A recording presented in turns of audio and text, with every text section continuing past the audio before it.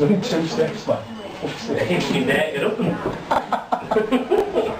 Well, you broke as many stages as I have. You fucking leave him alone, not him falling on me. That's an hour showing itself getting back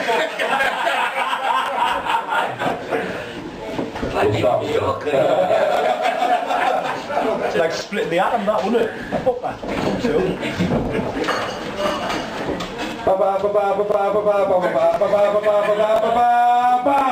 Welcome back to the stage, a wonderful company, Mr. Barracks,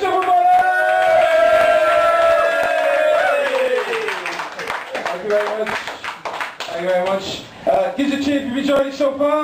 Hey! Thank God for that, that's fantastic. Now you two are now holding hands at the front, which is... just say it's bloody lovely, it really is. It warms my heart, it does. Well, a little bit, but so do you think you're ready? Do you think you're ready? No. No. Oh, it's a definite no. So do you stay around each other's houses? No? You do? Yeah. That was a nice way of asking if they're fucking yet, by the way. In my house. Polite like that. And the other way you know is, if the girl then looks really, really offended, they're not. She laughed. So those 3 little words, it doesn't really matter to you then. Oh, do you love him? Do you love him? Do you want to say?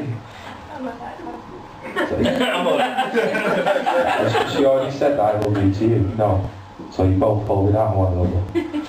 February the 14th, I can feel that. I don't know why I'm going to ask, but how are you doing?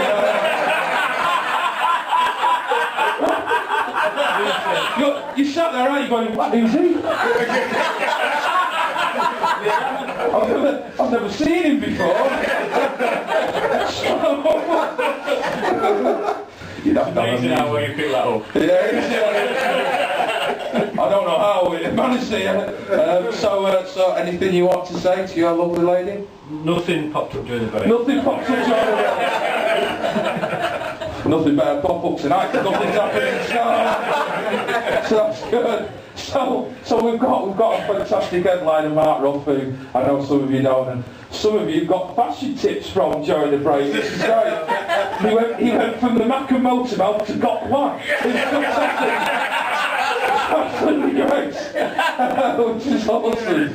So give us a hell yeah if you're from Sheffield. Hell yeah! Give us a hell no if you're not. Hell no!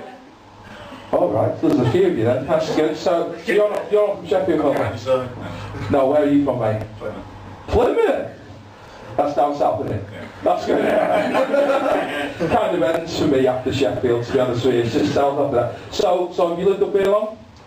2001 years so far. 2001 years? That's fucking amazing. Can I just say you're looking fucking good on it? How was Jesus? Was he good? Since 2001. So what made you move up here in the first place? University. University? Oh, he's educated. Right, so they're not going to hold that against you. Give us a shout if you went to university. They are going to hold it against you. So you moved up here and you just stayed here ever since? And this is your lovely lady? Yeah. And do you live together now? Yeah. Are you married? No. How long have you been going out? 3 years. Ooh. I have a new victim!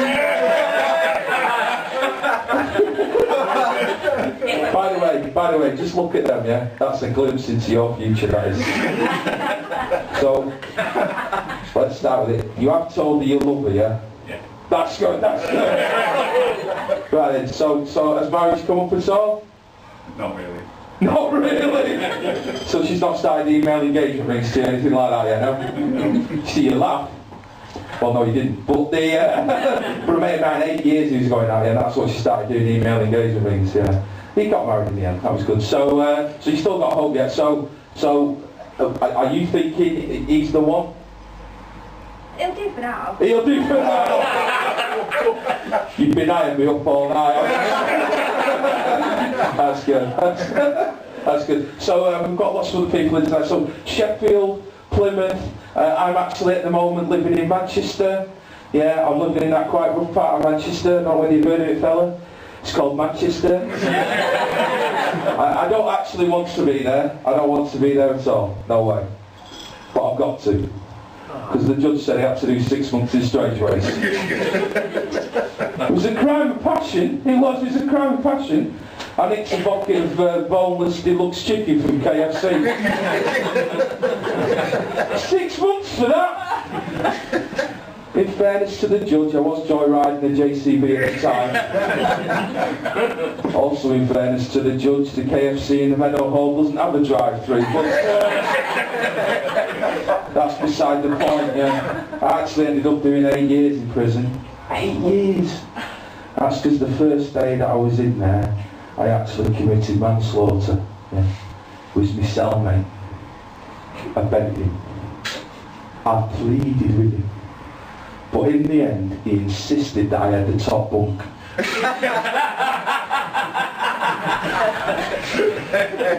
I'd like to think the last thing that went through his head was, the fat bastard was right. But I went to the inquest, it turns out the last thing that went through his head was my ass. So, there you go. No, you're taking it seriously, fella. Put the mobile phone away. Yeah, Crime Stoppers ain't going to give a shit this time of night. Besides, at some point you're going to have to describe the assailant. 6'4", 25 stone, looks a little bit like an oversized Ferrero Rocher. It's not going to be me spending the night in cells, really. So you are an absolutely awesome audience. And I've got to say, in that first section, everything we talked about at the beginning, you did. You laughed, which is always important, I think, in a comedy night. And there was some clapping involved, and people just let a little bit of wee out, which is fantastic. Nobody there, no one was talking, I was giving. You're just perfect, without doubt. Now, I would say, remind you of all that again, but you know what, I don't need to, because I know what the acts I'm about to bring on stage is absolutely, unbelievably awesome. It's Mr. Mark Ruff. Now, the reason I say that as well is when I was first starting comedy, Mark always gave me a lot of advice. And I used to go up to him and he used to say, Mark, what's it like getting up on stage every night in front of all those people? What's it like? He said, well, Marcus, doing stand-up comedy is a little bit like riding a roller coaster. Now, I'm too fat to fit on that.